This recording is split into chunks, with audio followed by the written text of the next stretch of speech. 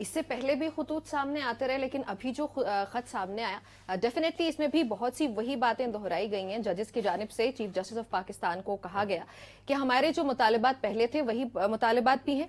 اب جو full court کی بات ہو رہی ہے اس کو تشکیل دینا، اس پہ فیصلہ ابھی تک نہیں آیا، تو وہ ایک اور مطالبہ.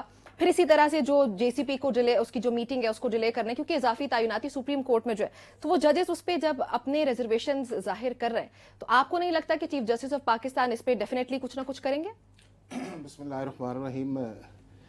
نمرہ، نہ سعد اتنے لیگلی انوسینٹ ہیں اور نہ ہی پاکستان کی سپریم کورٹ کے ججز انوسینٹ ہیں اور نہ ہی اسلام آباد ہائی کورٹ کے ججز انوسینٹ ہیں.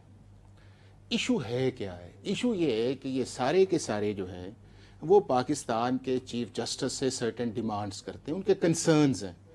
وہ کنسرن نمبر 1 یہ ہے کہ آپ پریکٹس اینڈ پروسیجر کمیٹی کی میٹنگ بلائیں، نمبر 1، اور اس کے اندر فل کورٹ کا فیصلہ کریں. بے شک.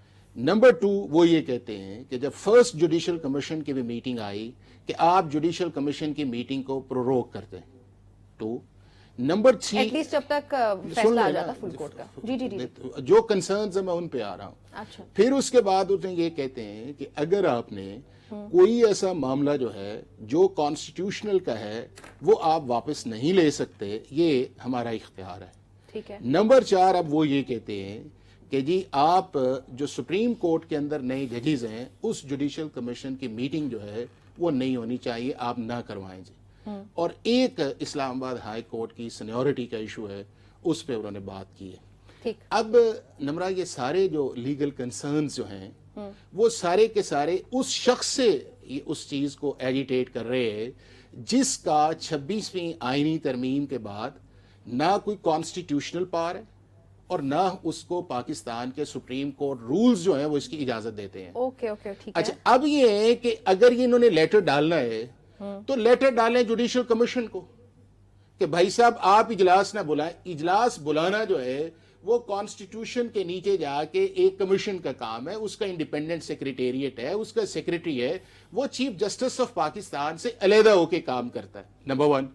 اب پریکٹس اینڈ پروسیجر کمیٹی کے نیچے آپ کہتے ہیں جی فل کورٹ بلائیں. اب پاکستان کا سپریم کورٹ 26ویں آئینی ترمیم کے بعد ایک کیس نہیں فکس کر سکتا، وہ فل کورٹ کس طرح کرے گی؟ اب اس کے بعد یہ، اب آپ کو اچھا لگے یا نہ لگے، یہ آپ کی خواہش ہو سکتی ہے کہ 26ویں آئینی ترمیم غلط ہے، یہ بہت غلط ہے، یہ انڈیپینڈنس آف جوڈیشری سے آئی ہے، بٹ آپ کا لا آف دا لینڈ تو ہے نا جی، اور آپ کا ایک کانسٹیٹیوشن ہے. میں ساتھ یا بار ایسوسی ایشن اعتراض کرے نمرہ تو وہ بنتا ہے. ججز کا کام یہ نہیں ہے کہ بار بار ان چیزوں کو لیٹرز ڈالیں اور یہ جانتے بوجھتے کہ پاکستان کے چیف جسٹس کا اختیار نہیں ہے.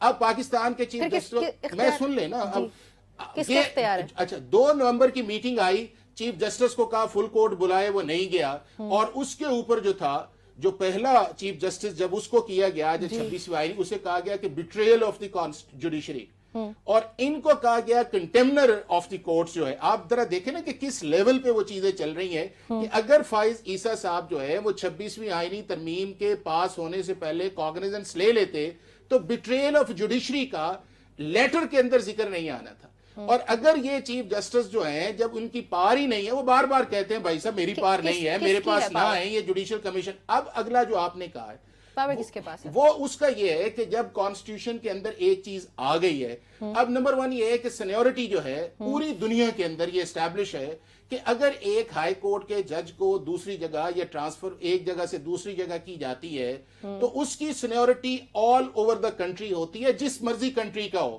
اچھا. آپ کے سامنے انڈیا بھی ہے، یہ بھی ہے، یو کے بھی ہے، یونائٹڈ اسٹیٹ. اس کو فریش اوتھ نہیں لینا پڑتا. میں یہ کہتا ہوں، یہ ساتھ بیٹھے ہیں نا، فریش اوتھ والا دنیا کے اندر کو پاکستان کے جو آرٹیکل 200 ہے یہ پہلی دفعہ تو نہیں ہے نا. دنیا کے کئی ممالک جو کامن لا کنٹریز ہیں یا آپ کے سیول لا کنٹریز ہیں، جرمنی جس طرح ہے، سب کے ہاں ٹرانسفر آف سپیریئر ججز کا فارمولا جو موجود ہے.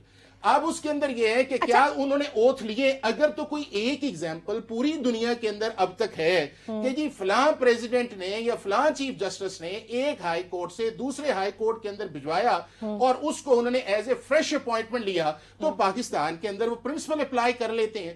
اب انڈیا کے اندر کئی دفعہ ججز جو ہیں نمبر ٹرانسفر کیے گئے from one court to another court, اور ان کی 4 ججمنٹس اس پہ موجود ہیں، نہ انیشل اپوائنٹمنٹ ہے نہ یہ ٹرانسفر. نو ڈاؤٹ پاکستان میں بھی ایسے कंसांसी छोड़े हमारे ना, पास तारीख आपने कॉन्स्टिट्यूशन पे बात कर, अब दूसरा ये है कि आपने कहा है जजेस की अपॉइंटमेंट, मुझे ये बताएं क्या दुनिया के अंदर ये यूनिवर्सल प्रिंसिपल है कि जजेस ही जज को लगाते हैं या अकाउंटेबिलिटी सिर्फ जजेस ही करते हैं? कहीं वैसे पार्लियामेंट करती है, कहीं एग्जीक्यूटिव हमें क्या करती है। जरूरत पड़ी कि 15वें नंबर के एक जज को हम उठा के इस्लामाबाद हाई कोर्ट में अगर नहीं, लेके आते हैं, उनको चीफ जस्टिस बनाने की जरूरत अभी मौजूदा सूरत हाल में मुझे लेकिन उसका आप reason मिक्स कर रही हैं। यहाँ तो पहले हम जवाब दे दें कि पाकिस्तान के सुप्रीम कोर्ट के जजेस जो बार बार लेटर लिख रहे हैं, वो कौन सी प्रोविजन ऑफ लॉ वो है, तो definitely वो हम discuss किसके कर ही नीचे रहे जाके लिख रहे हैं? मतलब देखे ना कि मेरा इशू जो है वो है सदर पाकिस्तान से, और मैं लेटर डालना शुरू कर दूं गवर्नर पंजाब से। अच्छा, पॉइंट तो वैसे मुझे सबसे अभी तक पहले क्लियर नहीं हो कि पावर किसके पास है।